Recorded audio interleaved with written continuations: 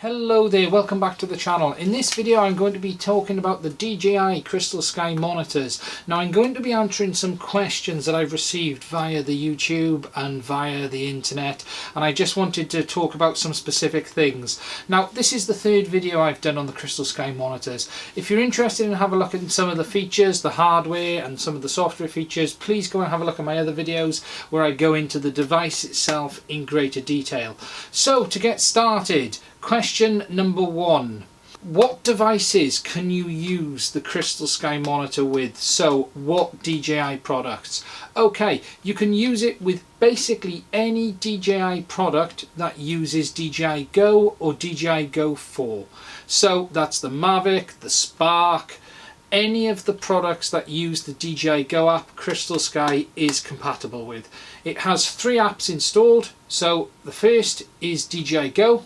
The second is DJI Go 4 and the third is the DJI Pilot app. Now the Pilot app is specifically for DJI's professional products such as the M200 series. Now there are not mounts available for every DJI product. I'm using it here on a Mavic controller on a custom mount, but it will physically work with any of the DJI products that the Go apps work with. Question number 2, third-party apps. Currently you cannot use any third-party applications on the CrystalSky. So as it comes, it is currently locked down. You cannot install anything such as Autopilot, Litchi, all of those other ones. It will not let you install them. There is a micro SD card slot on the bottom or on the side on the 7.85, but they will not let you install an app. As for the future, we do not know. The hope is DJI will open the devices up to allow the installation of third-party apps. Perhaps they'll do something like their own app store or something like that. But here and now, the only apps you can use with it are what come pre-installed, which is DJI Go, DJI Go 4 and the new DJI Pilot app. DJI Go app updates. As it stands here and now, you can only update the Go app via updating the whole system image on the CrystalSky. So you cannot update the app on its own at the moment. The DJI Go app from the Play Store is not the same app that is installed on here. The update method is different. Even if you were to download that APK and put it on an SD card, just like the third-party apps, you cannot install it on the CrystalSky device. Question number 4, charging. The CrystalSky monitors do not come with a mains adapter included. So in the box you get this small charge battery adapter which allows you to plug up to 2 CrystalSky batteries in and charge them. However, it does not include the mains adapter. DJI assume you will already own a compatible product such as the Phantom 3, the Phantom 4, the Inspire 1 or the Inspire 2. It uses the same power connection that the RC on those products use, so you will need a charger that has that output on it. Now that means the DJI Spark or the Mavic Pro does not have the required connector. So if you are using one of those products and you want to use CrystalSky, you will either have to buy a DJI charger from Phantom 3, Phantom 4 or Inspire series, or alternatively you can pick up one of these cheap XY chargers from eBay. They're like 20 quid and they have the correct connector on, which is the round one, which just plugs in and it allows you to charge it.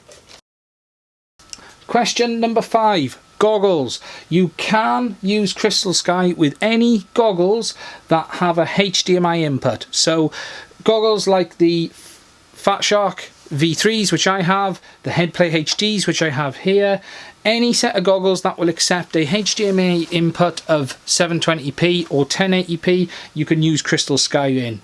Now, the image you get on the goggles is a mirror of what you see on the tablet display. So I currently have it up with the OSD and everything showing, and that is what you would see in the goggles. Sorry, it's not easy to see, but you get the gist.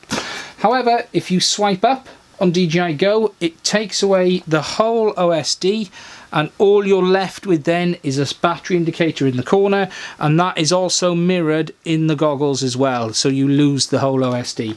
So you have a choice of running it with the OSD by swiping down and you get the normal view with it in place like that, or you can swipe up, lose the OSD, and then you get the same image without the OSD on the goggles. Video playback and editing. Just like using a normal smart device, CrystalSky does have built-in video cache, but because you have the two micro SD card slots, you can plug your card's SD card straight in the bottom and view and edit your footage directly on the device. Now, just to be clear, this doesn't work for 4K, so this is only for the lower resolutions. To view the footage only, you can go into the Explorer, choose whichever SD card you want, choose the DCI M and the media, and if I click on that video there, it will now play back that video and allow me to look at the footage. Nice and easy, as simple as that. If I come out of that altogether, if you want to edit the footage or create a video, you can go into DJI Go, go into the editor at the bottom, you can click create a film, click on your SD card, choose the bit of video you want to use. So if I use that one there, click create film, and then the Go app will now process that info and create a video with that information included.